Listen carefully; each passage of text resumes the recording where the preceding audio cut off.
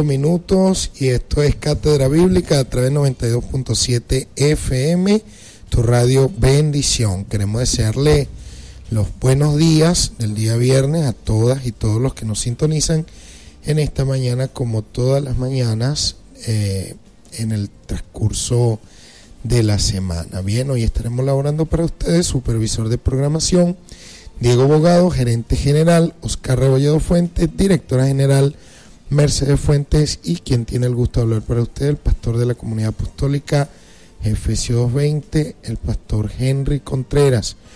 Bien, debemos recordarles que estamos tratando un tema, y el tema que nosotros estamos estudiando el día de hoy tiene que ver con la carta de Pablo a los tesalonicenses, primer escrito de todo el Nuevo Testamento. Hoy vamos a continuar desarrollando este tema que hemos estado compartiendo con ustedes a lo largo de toda esta semana de aniversario de Cátedra Bíblica. Así que queremos pedirles pues que se ubiquen allí con nosotros en Primera de Tesalonicenses, capítulo 3, capítulo 1 en adelante. Estamos viendo, nosotros le hemos dedicado esta semana a la introducción de la carta. La semana que viene ya vamos a estar entrando en temas más específicos, vamos a salir de las generalidades y vamos a estar tratando ya temas más específicos dentro de la carta, es decir, estaremos haciendo análisis mucho más hondos, mucho más profundos de los que hemos hecho en esta semana en líneas generales. Sin embargo, debemos rescatar ya la autoría de Pablo, lo temprana que es esta carta, primer documento del Nuevo Testamento.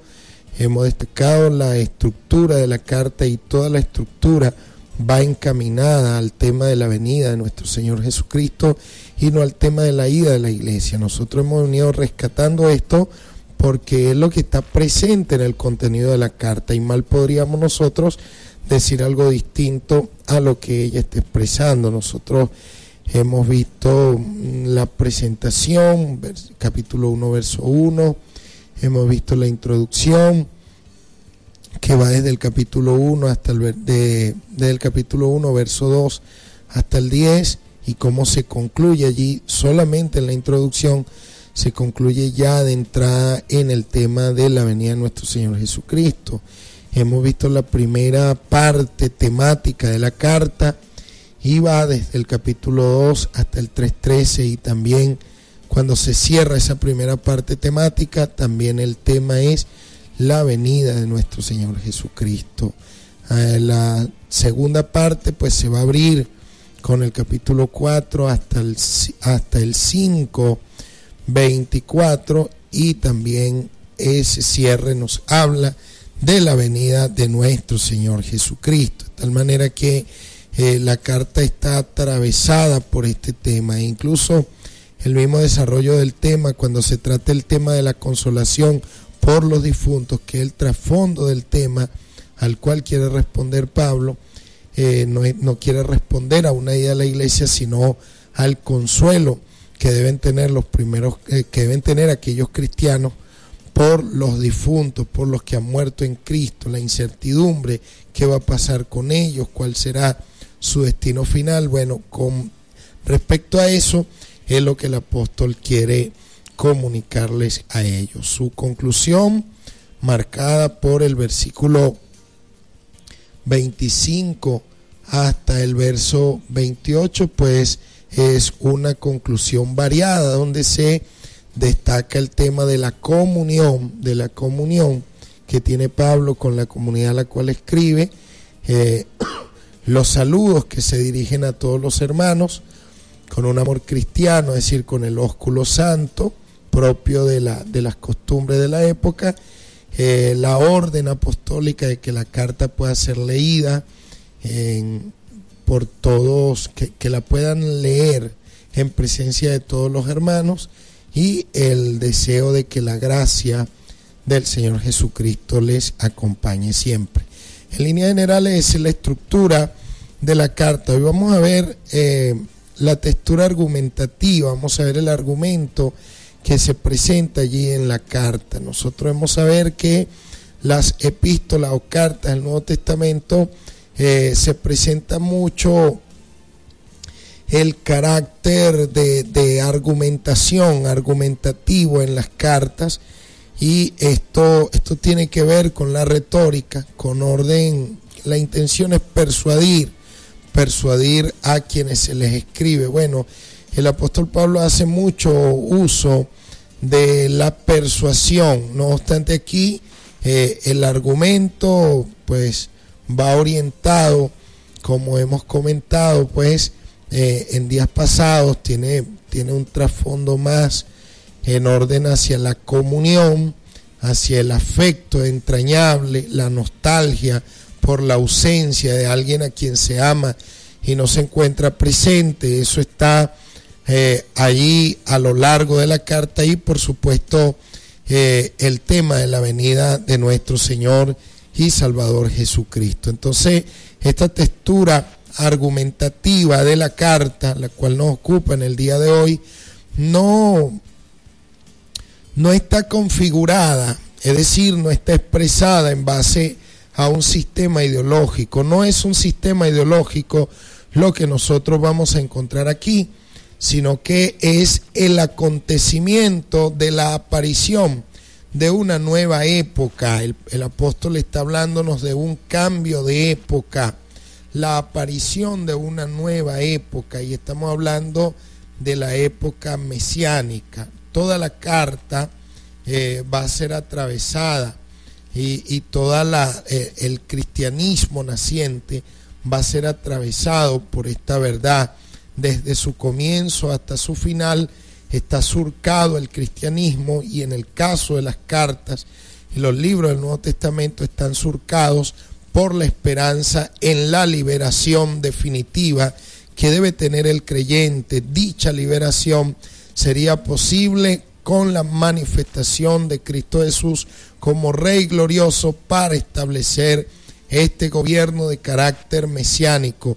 Se aguardaba su llegada como algo inminente, algo que debía ocurrir en cualquier momento. Así la iglesia debía permanecer expectante, vigilante, velando, porque en cualquier momento se llevaba a cabo esto. Esto es lo que nosotros vamos a encontrar vez tras vez expresado en el conjunto de cartas del Nuevo Testamento, y por supuesto la carta de Pablo que estamos estudiando no va a escapar a esta verdad. Esa es la expectativa, es la esperanza que anima, que impulsó a los creyentes de aquella época, y debe ser la expectativa que determine nuestra forma de vida, nuestro mensaje, nuestro compromiso con Dios, con nosotros mismos y con los demás. La tensión que hay pues entre el que Cristo resucitó, fue exaltado a la gloria de Dios Padre, y que se encuentra próximo a venir en cualquier momento. Nosotros estamos viendo entonces aquí ya presente un cambio de época del cual el Nuevo Testamento puede hacer gala, y en función de esto quiero reforzarlo con un versículo de la Biblia. Me gustaría que vean conmigo en este momento Hebreos capítulo 1, versículo 1 y 2. Nosotros vamos a ver allí presente este cambio de época del cual estamos hablando. Hace mucho tiempo Dios habló muchas veces y de diversas maneras a nuestros antepasados por medio de los profetas, y ahora en estos últimos días, entiéndase la era mesiánica aquí, mire, y ahora en estos últimos días nos ha hablado por medio de su Hijo. Dios nos ha hablado por medio de su Hijo, dice aquí.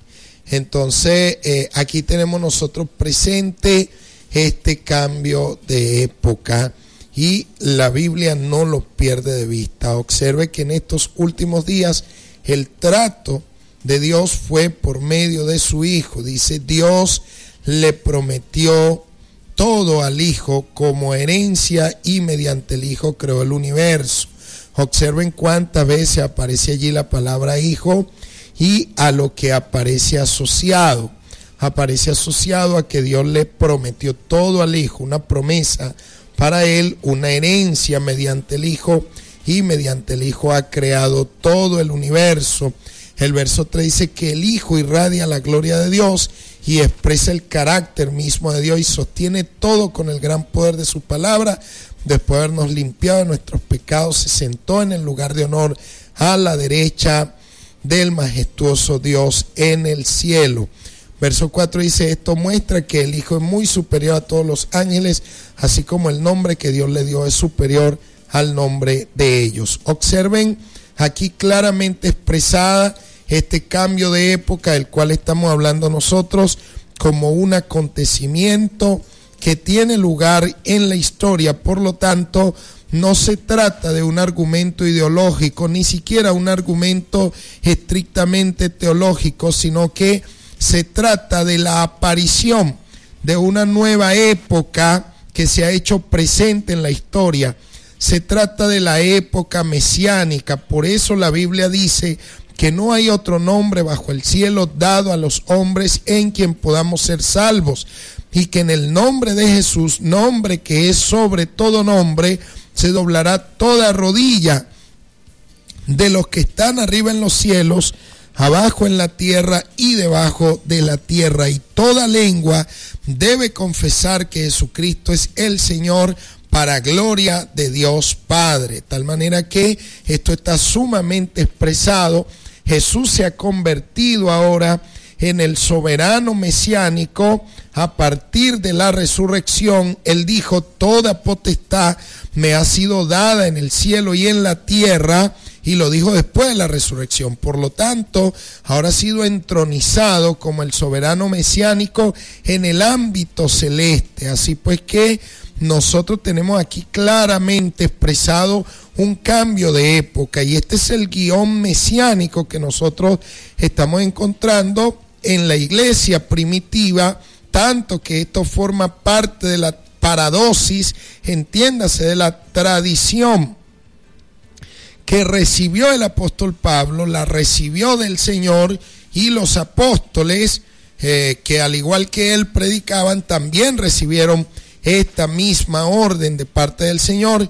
Y cuando Pablo escribe ya tiene carácter tradicional, pero son tradiciones sanas, tradiciones inspiradas por el Espíritu Santo, tradiciones que muchas veces en el tiempo se pierden, no se conservan, y es necesario que nosotros las podamos rescatar. De tal manera que aquí estamos ante una pieza maravillosa al estudiar nosotros la textura argumentativa de esta carta. Repito, no se trata de ideología, no se trata de filosofía, no se trata ni siquiera de teología, sino que es un acontecimiento de carácter histórico, la nueva época mesiánica.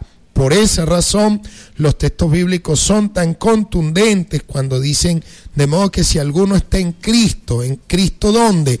Bueno, en el ámbito de la soberanía de este ser maravilloso que se encuentra ahora entronizado como soberano, como gobernador, como el que reina en este periodo mesiánico. Entonces, fíjense que la época mesiánica actual va a abarcar desde la muerte y resurrección de nuestro Señor Jesucristo hasta el momento de su parusía, es decir, hasta el momento de la aparición del Mesías.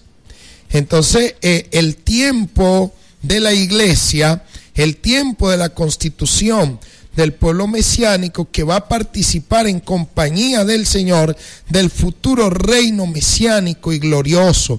Esto, amados y amadas, es necesario que se entienda, porque se espera un tiempo en que la iglesia pueda reinar de forma distinta como ha estado reinando en este momento, y ese momento glorioso va a ser posible con la parusía, es decir, con la aparición del soberano mesiánico, que va a dar paso a este reino futuro, a este reino mesiánico, reino milenario que ha sido llamado en otras partes del Nuevo Testamento, y la carta está expresando ampliamente este tema.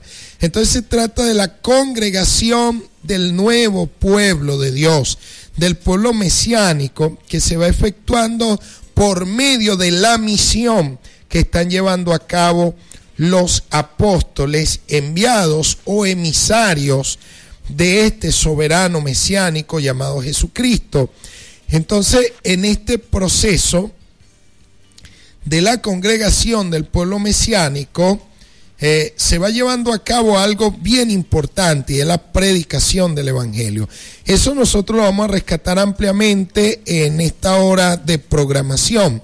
Entonces se marca esto a través de la entrada. Por ejemplo, en el caso de la carta que estamos estudiando, nosotros hemos considerar el capítulo 1, versículo 9 de Primera de Tesalonicenses, y leo textualmente lo que dice: pues no dejan de hablar de la manera maravillosa, pues no dejan de hablar de la maravillosa bienvenida que ustedes nos dieron y de cómo se apartaron de los ídolos para servir al Dios vivo y verdadero. Observe cómo aquí se está hablando de la entrada y cuál fue la actitud de los creyentes en Tesalónica ante esta entrada. Entonces, la misión, la congregación del pueblo mesiánico se hace posible gracias a la entrada de los emisarios del Cordero de Dios, de los emisarios de Cristo, es decir, de los apóstoles. En nuestro caso,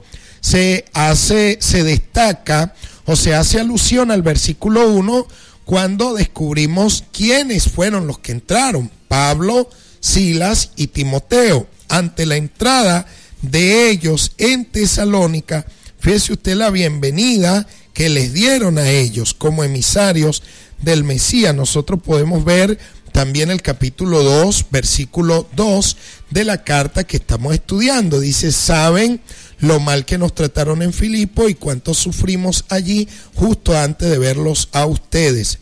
Aún así, nuestro Dios nos dio el valor de anunciarles la buena noticia con valentía a pesar de gran oposición. Fíjense ustedes cómo ellos dan testimonio del conflicto y la persecución que ellos experimentaron, pero a pesar de eso tuvieron la valentía de anunciarles el evangelio. Así ellos se saben emisarios del Mesías. Capítulo 2, versículo 7, leemos: como apóstoles de Cristo, sin duda teníamos el derecho de hacerle ciertas exigencias, sin embargo fuimos como niños entre ustedes. Es la traducción que tenemos nosotros aquí.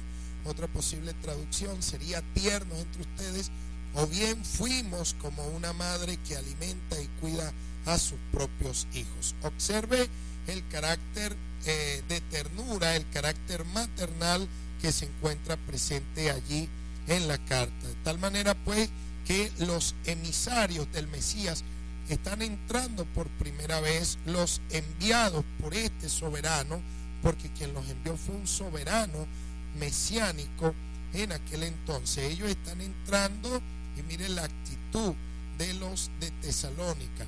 Esta entrada equivale a la llegada a la ciudad de la marcha triunfal misional, de la marcha triunfal de los misioneros. El triunfo se ve en ¿qué?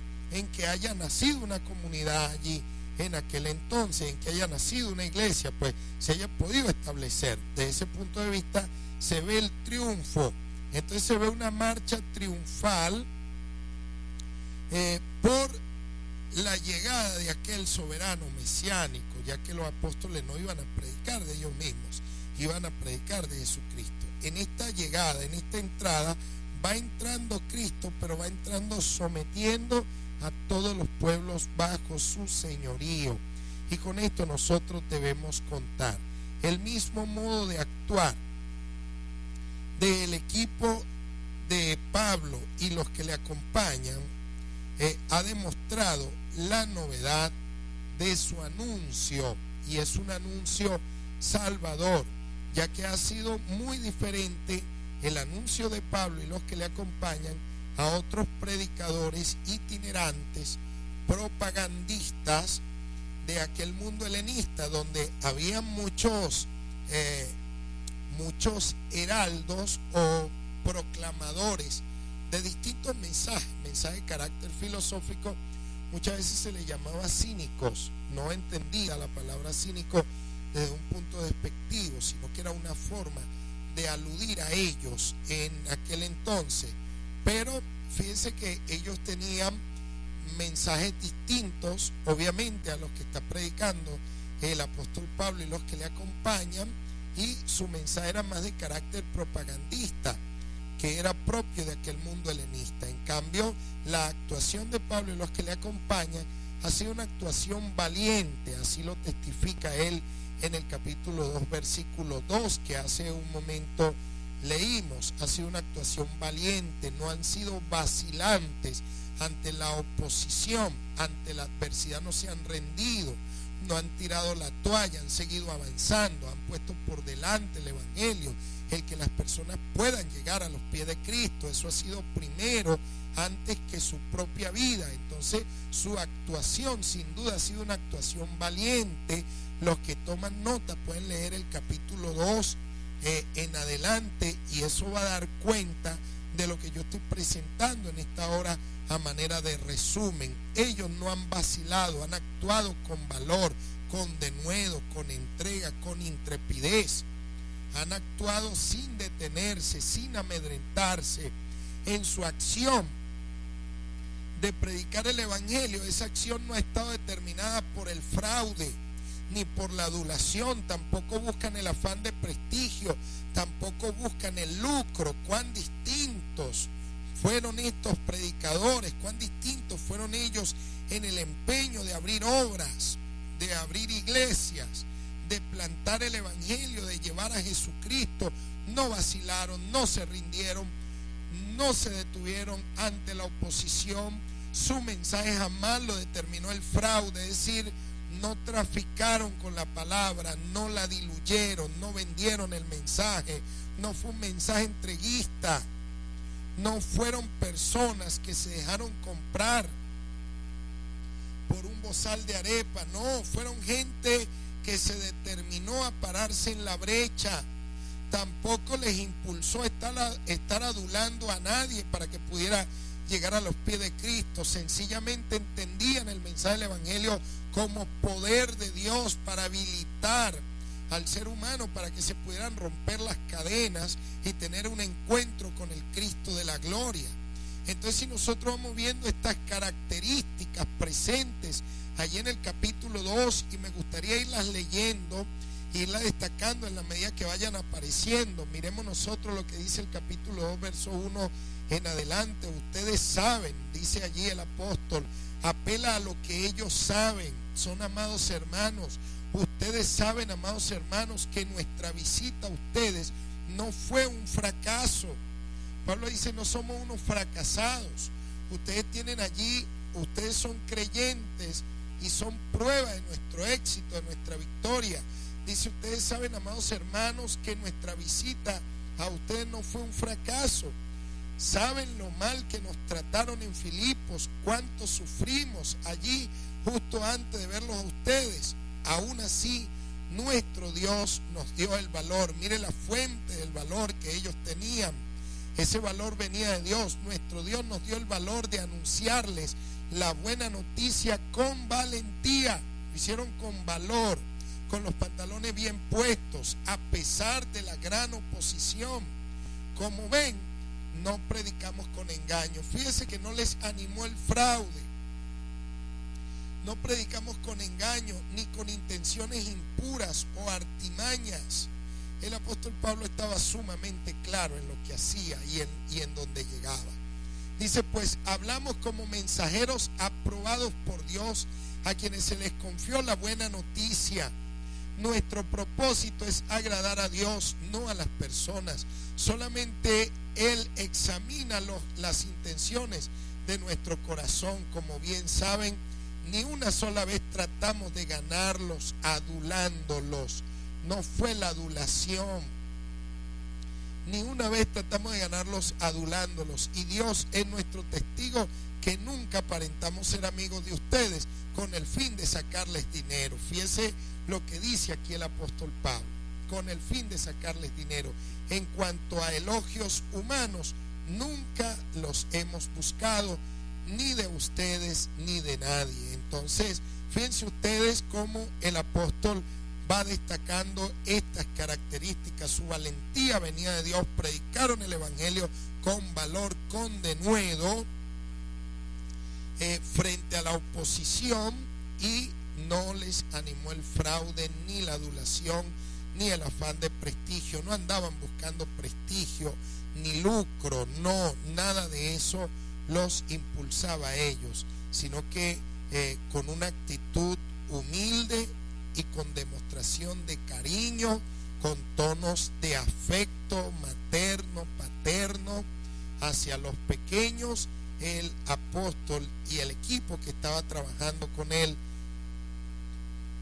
llevando a cabo esta tarea o esta misión, lo hicieron con mucha entrega y con mucha honestidad delante de Dios. Entonces debemos tener claro nosotros esto, porque se encuentra aquí presente en el contexto de la carta que estamos nosotros analizando. La misión de ellos al entrar ha sido aprobada por Dios, como hemos visto, pero es una misión que es aprobada por Dios. ¿Por qué?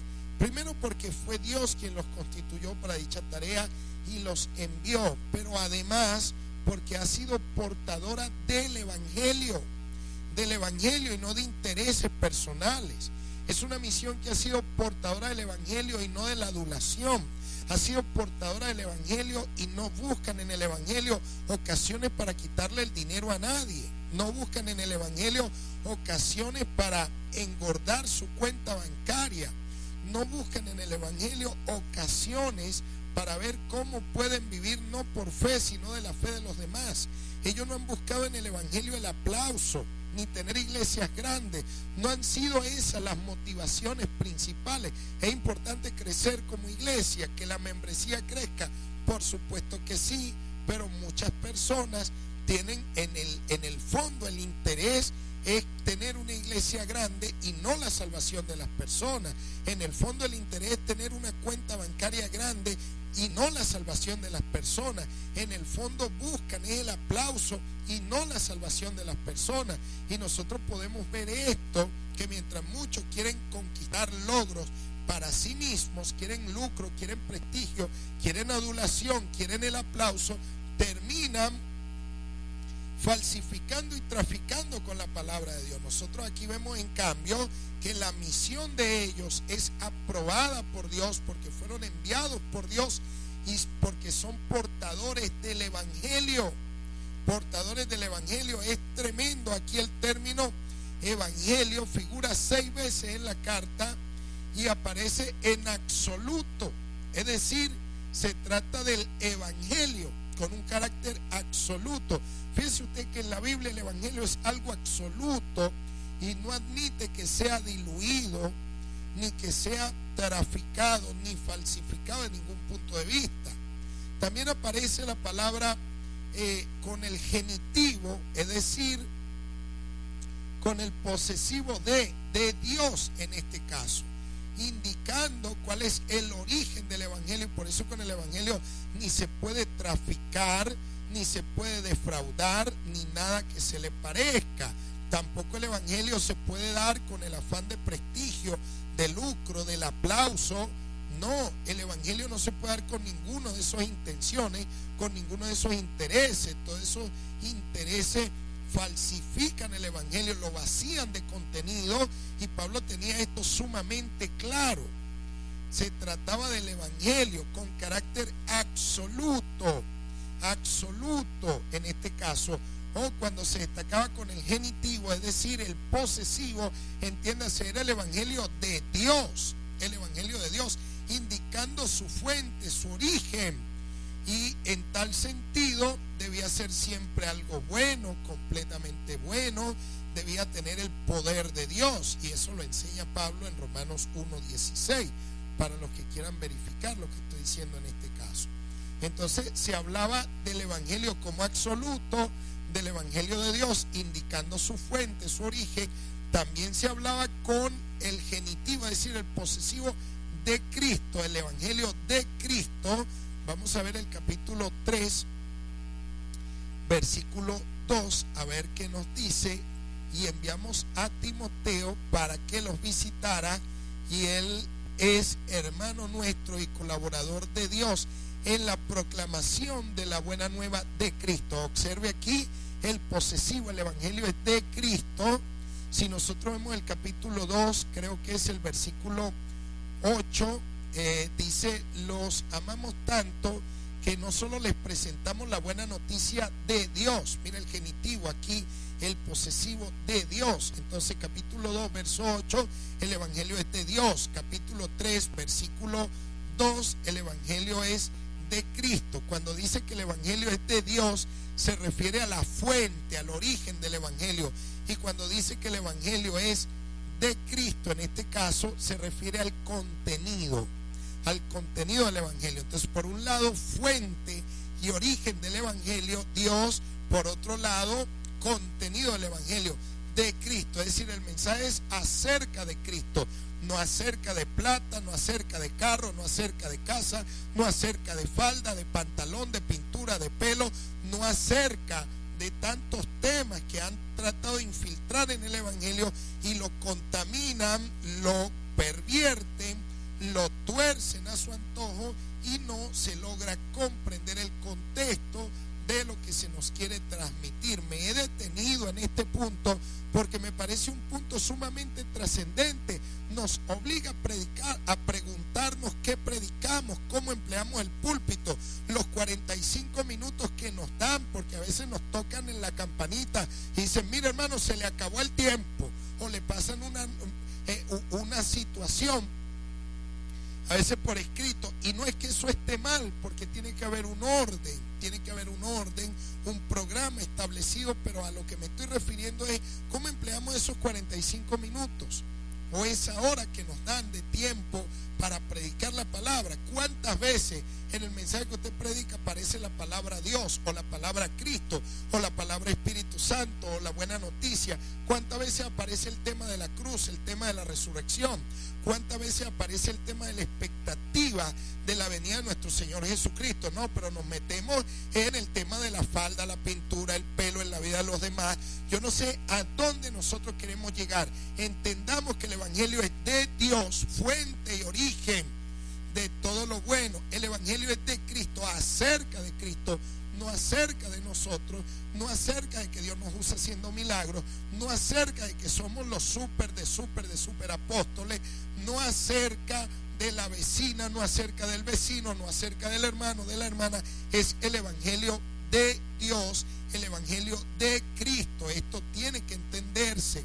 Debemos revisar lo que nosotros predicamos, enseñamos desde el púlpito. Recuerde que el evangelio tiene carácter absoluto, habla del evangelio, es decir, portador del poder de Dios en sí mismo. Es el evangelio de Dios, fuente y origen del poder para romper cadenas, para echar fuera demonios, para que las vidas vengan a los pies de Cristo, para que los hombres y mujeres puedan comprender, amados hermanos y hermanas, que solo Dios cambia, que solo Él puede hacer libre, que solamente Él puede dar vida, y vida en abundancia. Estos son los contextos, y no podemos perder de vista esto que nosotros estamos compartiendo en este momento. Y les quiero pedir disculpas si me apasiono en el tema, pero es que definitivamente, al pensar en los contrastes entre lo que se predicó en aquel entonces y lo que muchas veces nosotros llevamos, a veces llevamos cargas pesadas a la vida de las personas, llevamos lastres terribles que muchas veces la gente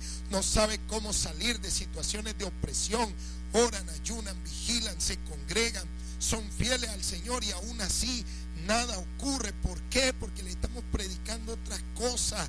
Hablemos del evangelio de Dios, del evangelio de Cristo, y en tal sentido ese será también nuestro evangelio. ¿Por qué?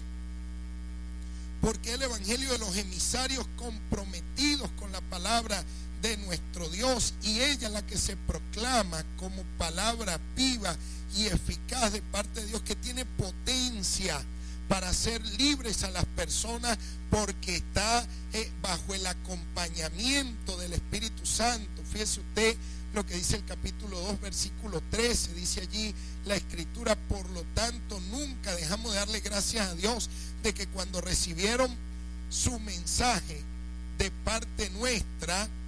Fíjense que el mensaje viene de Dios, pero viene de parte de ellos. Es el evangelio de ellos también. Ustedes no consideraron nuestras palabras solo como ideas humanas. Tomaron lo que dijimos como la misma palabra de Dios, la cual por supuesto lo es, y esta palabra sigue actuando en ustedes los que creen. Fíjense que esa palabra, la de Dios, la de Cristo, la que tiene un origen en Dios, cuyo contenido es Cristo y no nosotros, no nuestros intereses personales, esa palabra es la que actúa poderosamente en los que creen. Es la que actúa poderosamente en los que creen.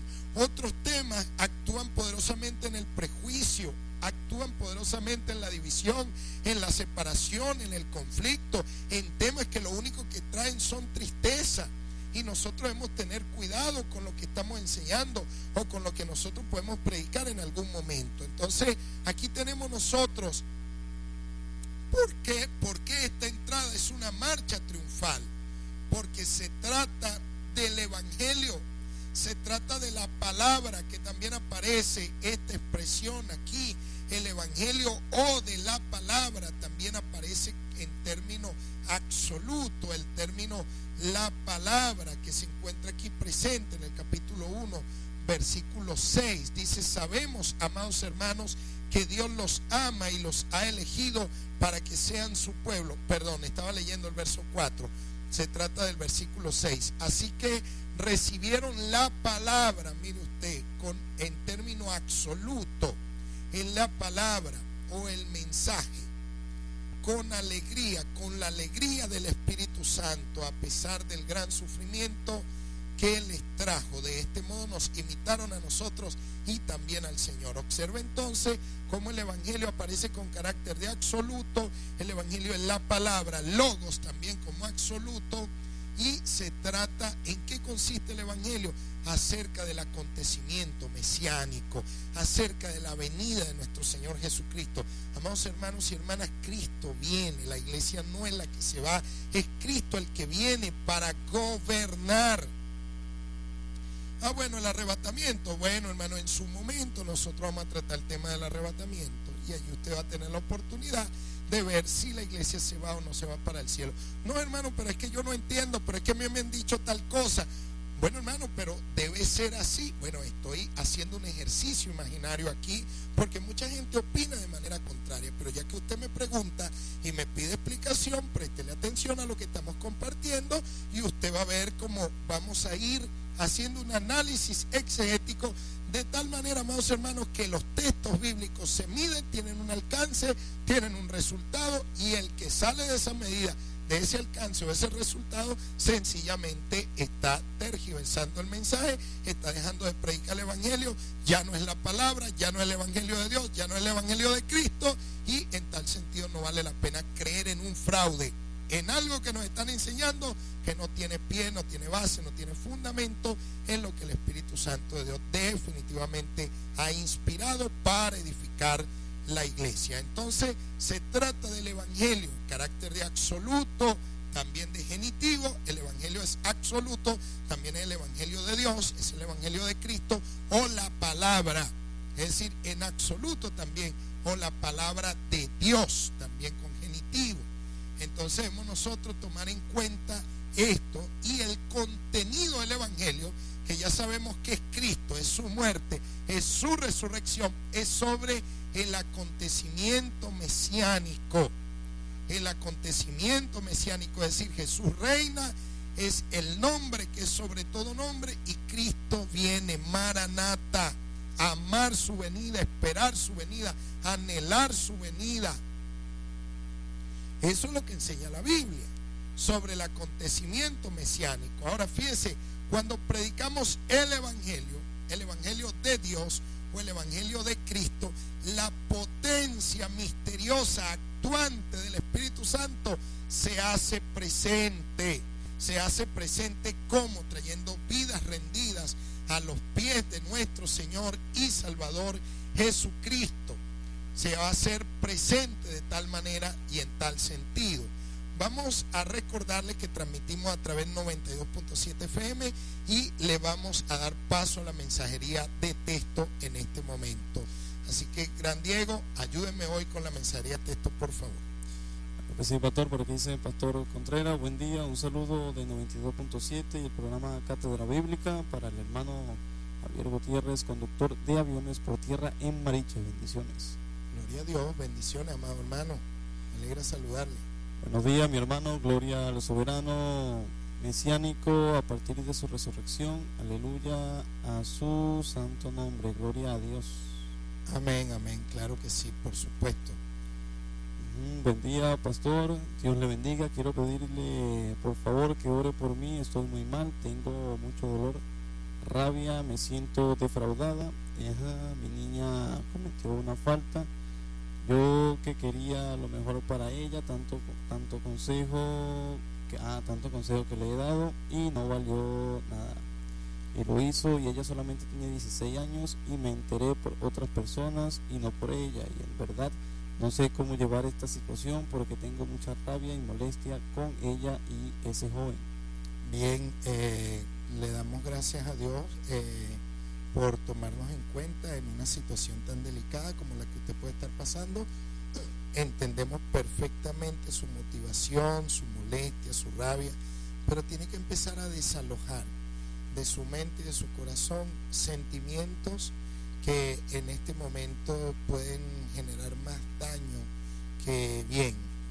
Es claro que usted debe manifestar su molestia y su desacuerdo ante una situación de esa, pero amada hermana, debe pedirle a Dios para desalojar esa molestia, esa rabia que usted tiene allí en ese momento, y yo sé que en Dios va a encontrar respuestas para poder salir de esa situación. Sin embargo, nosotros vamos a estarle apoyando en oración porque entendemos claramente su situación. También somos padres y no deseamos pasar por situaciones tan incómodas como esa. Bien, vamos a continuar, Diego, con la mensajería de texto. Dice, buenos días, hermanos, Dios le bendiga. Muy de acuerdo con lo que dice. Yo me congrego en Caracas porque lo que he oído en las congregaciones en falda. Amén, amén. Sí, esos temas, no sé hasta cuándo ese tipo de temas, por favor. Cuando la Biblia habla es de la decencia, no habla de la ropa, sino de cómo la uses, es decir, úsala decentemente. Es así, pastora, gran Henry, hablemos el verdadero evangelio, palabra sazonada, somos la sal del mundo, la paz sea con vosotros. Recordemos que somos templo y morada del Espíritu Santo, el hermano José. Amén, muchas gracias, amado. Segurísimo que es palabra viva, gloria a Dios. Amén, claro que sí. Y los santos dicen, ven pronto, Señor, ven, límpianos nuestros vestidos para que estén blancos y entremos en el árbol de la vida. Amén. Amén, gloria a Dios, claro que sí. Buen día, hermanos. Sabe que la palabra dice que seremos arrebatados y no encontraremos en las nubes con el Señor. Sí, Nos encontraremos en las nubes con el Señor. Por supuesto que sí, eso lo dice allí la Biblia claramente en 1 Tesalonicenses en el capítulo 4. Pero una cosa es lo que la Biblia dice, otra cosa es lo que la Biblia enseña. Mientras la Biblia dice que seremos arrebatados, pero no dice que nos iremos para el cielo, la iglesia le ha agregado eso de más, de que se va a ir para el cielo, pero eso no lo dice el texto.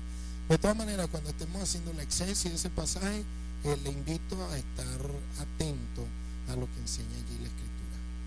Dice, Dios le continúa bendiciendo. Una pregunta, ¿dónde estaba usted y el pastor Jesús Romero y el pastor Abache? Tienen una enseñanza clara en lo que es evangelio. Gracias, amados hermanos. Bueno, estábamos a veces en el anonimato, no teníamos espacio radial, y Dios ha determinado pues que en este momento, por la gracia de Dios, solamente por su gracia, podamos estar allí haciendo un trabajo que Él nos ha llamado a hacer. Quiero que sepan que lo hacemos con mucho afecto, con mucho cariño. Vaya mi saludo, mis respetos para los pastores que usted acaba de mencionar, y también para todos los pastores que hacen vida aquí en Radio Bendición, y los pastores de la zona, los que se ocupan con amor, con entrega, con pureza, con ternura, con dulzura, a restaurar la iglesia. Bien, nosotros retomamos el tiempo que nos queda en esto. Se trata de la palabra, del Evangelio. Observen que cuando el Evangelio es de Dios no hay problema, cuando es de Cristo no hay problema, cuando aparece como carácter absoluto el Evangelio o la palabra. ¿Qué sucede de este modo? Bueno, entra a actuar el Espíritu Santo, y el resultado de la acción del Espíritu Santo es la fe, la convicción, el arrepentimiento, el perdón, el poder de Dios para romper cadenas, para expulsar demonios, enfermedades, para traer salvación. ¿Por qué? Porque se trata del Evangelio acerca del Mesías. Ahora, el resultado de ese Evangelio, como fue el caso de Pablo y los que le acompañaban, el resultado de ese trabajo fue el nacimiento de la iglesia en Tesalónica. Siempre que el Evangelio se hace presente en una vida, el resultado va a ser la presencia de la iglesia, el nacimiento de la iglesia, el nacimiento de vidas que en este momento se encuentran atadas, encadenadas, entiéndase a la droga, al alcohol, a cualquier clase de vicios. Entiéndase que se encuentran en cualquier tradición religiosa distinta a la verdad de Dios.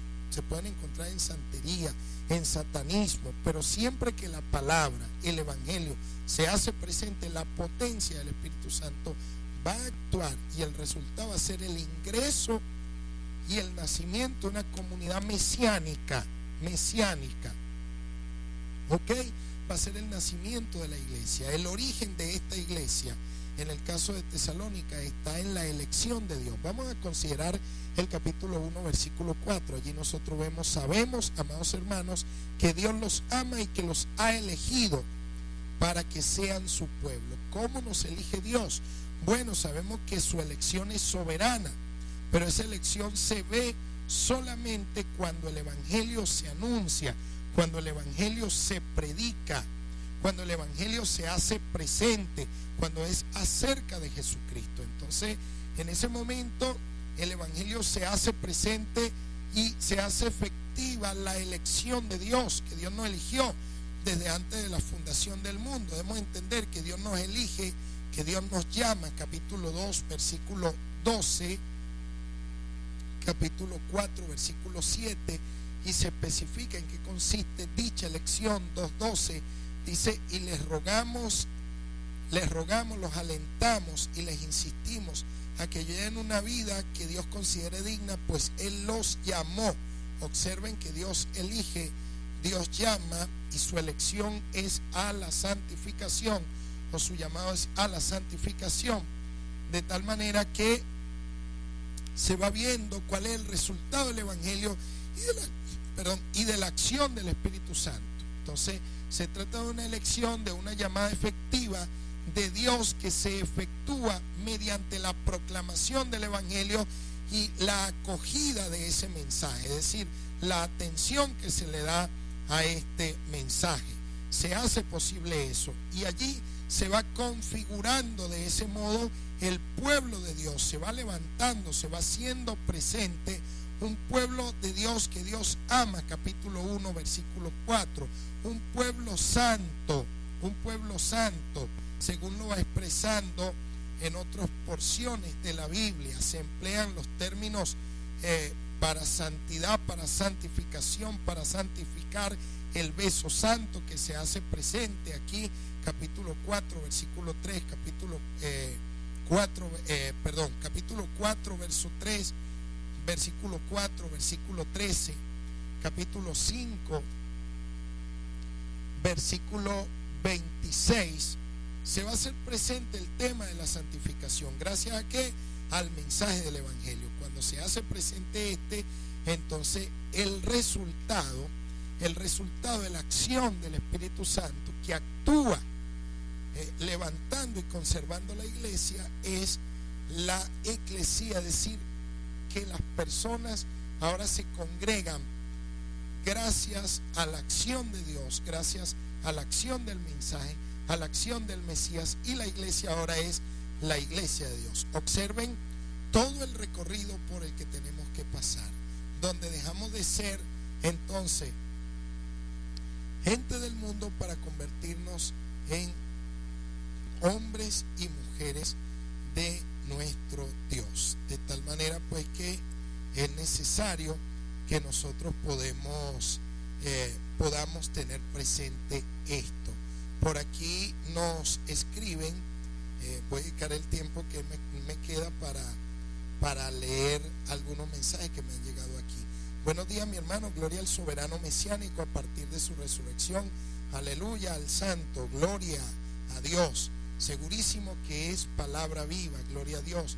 ¿Dónde estaban estos pastores? Bueno, esto lo leyó, fue parte de lo que leyó Diego. Bueno, Dios es soberano y los levantó a ellos, así de simple. Amén, gloria a Dios. Bien, por aquí tengo otro mensaje. Buen día, amado pastor, el Señor le bendiga y le guarde. Por favor, ore por mí. Amén, claro que sí.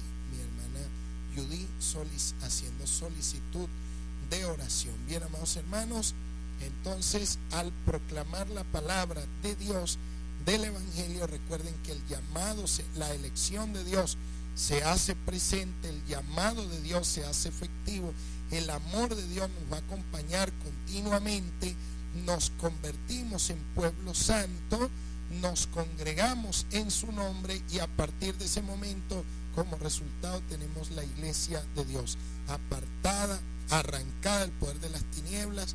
Nuestro Dios se hace presente de esa manera. El tiempo para nosotros se ha agotado. El día lunes continuaremos desarrollando este tema, a menos que Dios disponga otra cosa. Queremos agradecerles por la alta participación en este día. A lo largo de esta semana estuvimos trabajando para ustedes. Supervisor de programación Diego Bogado, gerente general Oscar Rebolledo Fuentes, directora general nuestra hermana Mercedes Fuentes, quien tuvo el inmenso placer de hablar para ustedes, el pastor de la comunidad apostólica Efesios 2:20, Henry Contreras. Será hasta la próxima semana. Gracias por habernos permitido entrar en sus hogares. Bendiciones.